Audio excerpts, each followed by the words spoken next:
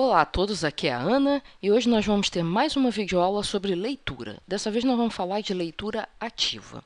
Alguns dias atrás eu publiquei uma videoaula em que eu afirmava que a leitura dinâmica ou a leitura rápida, ela não tinha bons resultados, ela sozinha não funcionava. E eu usei muitos dados da ciência neurocognitiva para fundamentar o que eu estava falando. Então foi uma aula um pouco mais teórica. Hoje nós vamos ter uma aula que tem um ponto de vista um pouco mais prático. Então, nós vamos começar falando sobre o que seria uma leitura passiva. Uma leitura passiva é aquela leitura que você faz sem um grande engajamento com o texto. E, no final, é aquele tipo de leitura que acaba te dando sono. Tá? E que pode servir muito bem para você ler um romance, uma leitura leve e tal, mas ela tem um problema seríssimo quando se fala em aprendizagem. É que uma leitura passiva, em geral, produz uma baixa retenção de informação. Então, se você quer aprender, se você está lendo um texto do qual você quer aprender, você precisa fazer uma leitura mais ativa. Tá? Se você está só se divertindo com um romance leve, é outra história. Mas em termos de aprendizagem, a gente precisa ser um pouco mais ativo na nossa leitura. Então vamos falar um pouco da leitura dinâmica. A leitura dinâmica, a tão falada leitura dinâmica, ela é uma técnica focada principalmente na velocidade. Ou seja, a ideia da leitura dinâmica é que você vai ler muito mais rápido do que um ritmo normal. Tá? E a gente viu na aula anterior que a questão de ler rápido tem lá suas limitações. Tá? Você precisa de muito mais coisa do que simplesmente ter velocidade de decodificação para ler bem. Mas a leitura dinâmica acaba sendo uma leitura um pouco mais ativa, porque quando você força na velocidade, você acaba tendo menos espaço na sua cabeça para distrações, então você tem mais foco no seu texto, tá? E ela tem alguns usos interessantes. Por exemplo, para você dar aquela primeira passada num texto, você caiu um livro na sua mão, um artigo, uma coisa assim, e você quer ter uma ideia geral do que tem ali. Você dá uma primeira passada lendo bem rápido. Mas, para mim, a maior vantagem de você fazer leitura dinâmica é a seguinte: é que quando você pega essa ideia geral, você ganha o poder de decidir se você vai eliminar aquele material da sua lista de leitura. E nos tempos de hoje, eliminar coisas para fazer é uma prática muito interessante. E a gente vai ver um pouco disso numa entrevista que vai sair na segunda-feira. Outro uso da leitura dinâmica seria quando você vai ler alguma coisa sobre um assunto bem conhecido. E aí vai direto ao encontro daquela ideia de que você, tendo informações maiores de contexto, você lê melhor. Tá? E se você ler melhor, você pode ler mais rápido, que você vai entender do mesmo jeito. Então, se você está lendo mais um texto sobre aquele assunto que você já está careca de conhecer, é muito fácil você ler rapidamente, e passar para a próxima coisa que você tem para fazer. Tá? Ou então um material que tenha pouco conteúdo, tenha só algumas poucas informações que você tem que pensar aqui e ali, então você pode passar mais rapidamente por esse material. Bom, então já que leitura dinâmica tem lá a sua utilidade, como é que você pratica isso? Nos cursos de leitura dinâmica, geralmente tem muitos exercícios, por exemplo, de fortalecimento da musculatura ocular, de ler grandes grupos de palavras todos de uma vez, e ler rápido e tal. Mas existem duas práticas bem simples que você pode incorporar no seu dia a dia e que vão, com certeza, aumentar bastante a sua velocidade de leitura. A primeira é adquirir o hábito de ler, pelo menos essa primeira passada aqui que a gente falou, no limiar da compreensão. Forçar um pouquinho todo dia. Então, quando você força um pouquinho todo dia, você tem aquele efeito que quando a gente está num carro na estrada, 110 por hora, e que você entra na cidade e você começa a se sentir lento. E você quer correr mais do que o normal na cidade. Por quê? Porque você estava no embalo dos 110 por hora. Então, fazendo uma primeira leitura rápida, rápida, no limiar da compreensão, você acaba levando um pouco desse embalo para quando você for fazer uma leitura mais cuidadosa. E uma outra coisa interessante é você combater a subvocalização. Subvocalização é quando você mexe com os lábios ou então fica imaginando a articulação das palavras na sua cabeça. Entendeu? Então, esse é um hábito que a maioria das pessoas tem, que atrasa bastante a leitura. Se você fizer só essas duas coisas aqui, provavelmente a sua velocidade de leitura já vai aumentar bastante ao longo do tempo.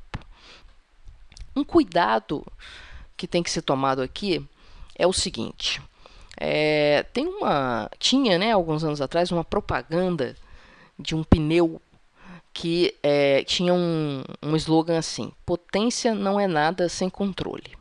Esse slogan é sensacional. Imagine um piloto de Fórmula 1 que só acelere. Ele só quer correr. O que vai acontecer?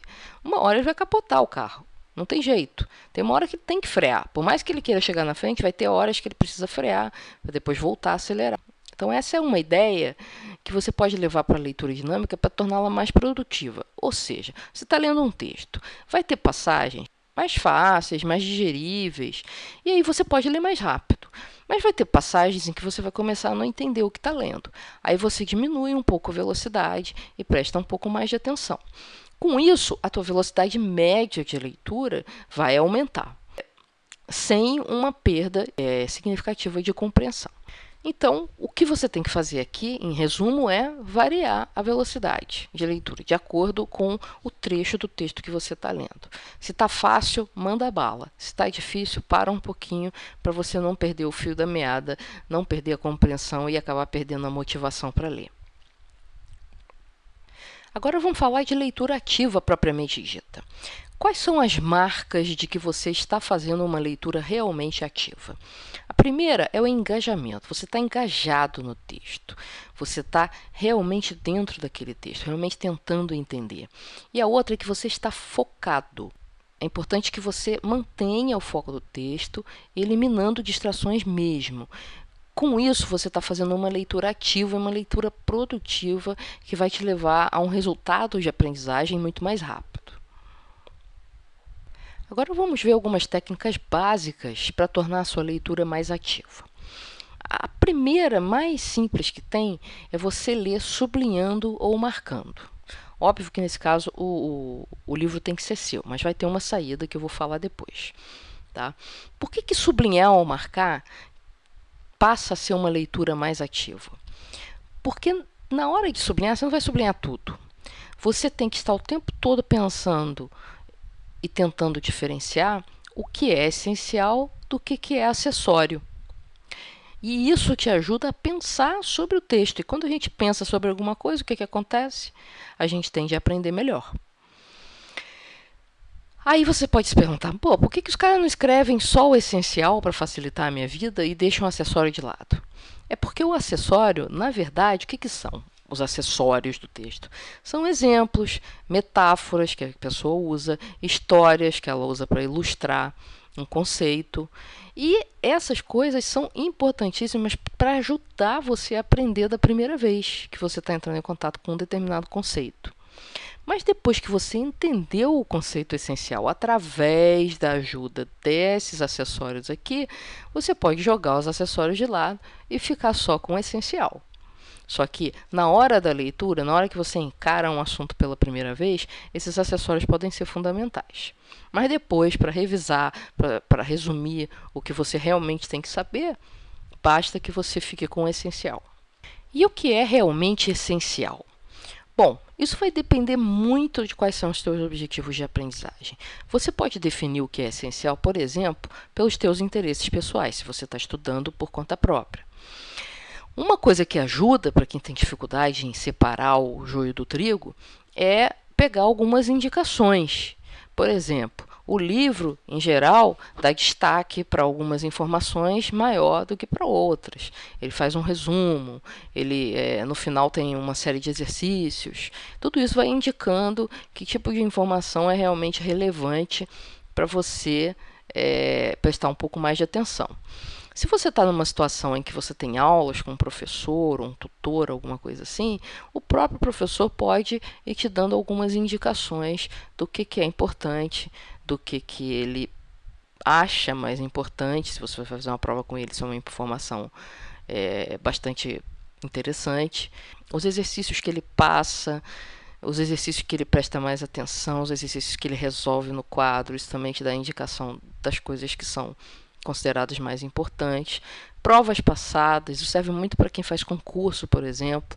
Você pega um monte de provas passadas e começa a fazer, e conforme você vai fazendo essas provas, você vai percebendo que existem certos tipos de informação que se repetem nas questões. E aí você presta mais atenção nesse tipo de informação, deixando as outras um pouco de lado. Mas, principalmente, você vai descobrir mesmo o que é essencial, o que é acessório, com a experiência. A verdade é essa. Quanto mais você lê e é bem sucedido nos seus objetivos de aprendizagem através dessa leitura, mais você vai ganhando experiência. E com isso vai ficando mais fácil você separar rapidamente o que é essencial do que é acessório. Isso vai aumentar a velocidade de leitura também, mas vai aumentar sem que você perca o foco, o engajamento com o texto, não é aquela leitura super, hiper rápida só para entender mais ou menos o que está acontecendo. É uma leitura que é mais rápida do que seria normal, simplesmente porque você tem a experiência de saber o que tem que sublinhar e o que não precisa sublinhar. Uma outra técnica bem básica para tornar a sua leitura mais ativa é você tomar notas enquanto lê. Mas tomar notas aqui, você tem que tomar cuidado. Você também tem que estar o tempo todo atento ao que é essencial e que é acessório. Você só vai anotar o que for estritamente essencial, porque isso aqui é uma coisa que toma bem mais tempo do que sublinhar. E você vai fazer isso num rascunhão. Não é para fazer uma coisa linda, é para fazer um rascunho rápido, com as notas só do que é mais importante, fazendo ligações, fazendo anotações de coisas que você pensou, tudo muito rápido. Tá? Você pode fazer isso através de esquemas, de desenhos e seta para lá, seta para cá, ou você pode ir parafraseando aquelas coisas que você acha mais importantes. O que é parafrasear? É você tentar escrever nas suas próprias palavras e, de preferência, de uma maneira mais resumida. Tá? Então, essa é uma técnica que eu prefiro sublinhar. Dificilmente eu sublinho. E se você está usando o livro dos outros ou está lendo na internet, sublinhar fica um pouco inviável, né? No mínimo, você vai perder um amigo ou vai tomar uma multa na biblioteca. Mas, de qualquer maneira, mesmo quando o livro é meu e é de papel e eu poderia rabiscar, eu não tenho esse hábito. Não sei se eu tenho pena do livro e tal, mas não é não. A verdade é que eu acho que escrever me ajuda a fixar a informação. Mas tem que ser rápido, porque senão você não sai do lugar. Você fica escrevendo, escrevendo, escrevendo. Então você tem que praticar essa tomada de notas bem rápido. O que eu sugeriria é você praticar essa coisa de sublinhar, porque ela é mais rápida do que anotar, até que você seja bem ágil em identificar o essencial do acessório. E depois você passa a tomar notas, porque realmente é melhor para a retenção do conteúdo do que você está lendo. Finalmente, vamos ver o que você pode fazer se você estiver lidando com textos muito difíceis. Nem sempre a gente pode escolher o texto que a gente vai ler.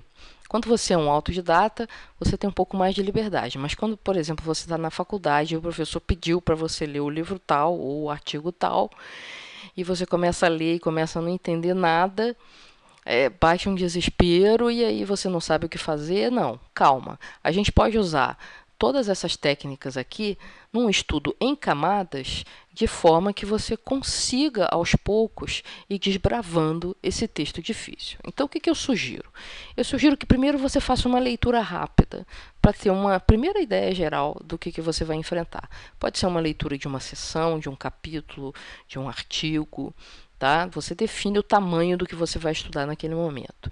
Depois você faz uma nova leitura, sublinhando e fazendo um esforço para entender um pouco mais do texto, de repente pegando algumas palavras no dicionário, anotando o significado delas, coisas desse tipo. Depois você vai fazer uma nova leitura fazendo anotações. Ou se, através dessa leitura, em que você sublinhou, você acha que já pegou o espírito da coisa, já está começando a pegar o espírito da coisa, você pode partir direto dos trechos em que você sublinhou para fazer as suas anotações. Aquelas anotações no estilo rascunhão.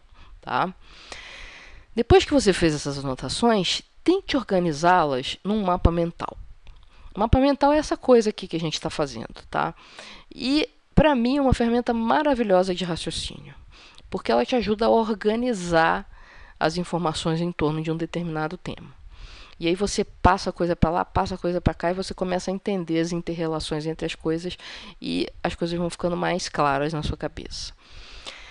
Com esse mapa mental, fica mais fácil de você identificar as dúvidas que você ainda tem sobre o assunto. E uma vez que você identifica as dúvidas, você vai fazer uma pesquisa para ir só naqueles pontos de dúvida e tentar resolver essas dúvidas. Eu queria falar um pouco mais desses dois últimos pontos aqui. Primeiro, essa coisa da identificação das dúvidas. Uma forma excelente e super rápida de você identificar onde você não está entendendo muito bem as coisas é fazendo exercícios. Se você não consegue resolver um exercício, responder uma pergunta, é porque o conceito relacionado àquele exercício não está bem compreendido. Então, você marca lá um asteriscozinho para tentar melhorar a sua compreensão daquele conceito. E com relação à pesquisa, aqui eu falo de pesquisa de uma forma muito ampla, tá? Você pode recorrer ao seu professor, se você estiver numa situação de ensino tradicional, você pode recorrer aos seus colegas, e você pode eventualmente também recorrer à internet. Se você é um autodidata e não está num curso oficial, você provavelmente vai ter que recorrer à internet. Mas se você tem acesso ao professor e alguns colegas, amigos que possam sanar essas dúvidas para você, esses caminhos são mais rápidos. Então, eu sugiro que você siga nessa ordem. Pergunta para o professor, pergunta para colegas e depois tenta a internet, só em último caso. Porque aí o processo se torna mais rápido. Quer dizer, a tua aprendizagem desse texto, que já é mais difícil, que já está te tomando mais tempo, ela se torna mais eficiente nesse ponto aqui, em que você vai direto na fonte mais rápida de informação para você sanar as suas dúvidas. Nosso negócio aqui é aprender. Então, não é ler por ler, é ler para aprender coisas novas que você possa aplicar depois na sua vida, ou simplesmente porque você quer ter uma cultura geral maior, ou simplesmente porque você quer entender de um determinado assunto que é um hobby seu. Mas a ideia aqui é ler para aprender, tá? Se você quer simplesmente ler por diversão, talvez você não queira passar por todo esse esforço de aprender esse monte de técnicas, de forçar a velocidade, de ficar anotando, de ficar sublinhando e tal. Mas, se o teu objetivo é aprender, você tem aqui uma quantidade razoável de ideias para aprender através da leitura, que é a sua fonte primária de aprendizagem. Até hoje na internet, mesmo com toda a explosão da multimídia, a fonte primária de aprendizagem são os textos. Então, é importantíssima essa coisa da leitura, por isso que eu estou fazendo mais uma videoaula sobre isso. E aconselho fortemente que você vá incorporando essas práticas na sua prática de leitura, tá? Uma forma de você fazer isso sem ficar sobrecarregado e pensando em mil coisas que você tem que fazer enquanto está lendo, e aí atrapalha a sua leitura, é você introduzir uma coisa dessa por semana ou até por mês. Quer dizer, no primeiro mês você se foca na velocidade, você tenta ler um pouco mais rápido, né? Tentando fazer essas duas práticas aqui, combater a supervocalização e ler um pouco mais rápido no início. No segundo mês, você tenta ler sublinhando as partes mais importantes, preste atenção nessa coisa do que é essencial, do que é acessório e tal, e vai ganhar um pouco de experiência nisso.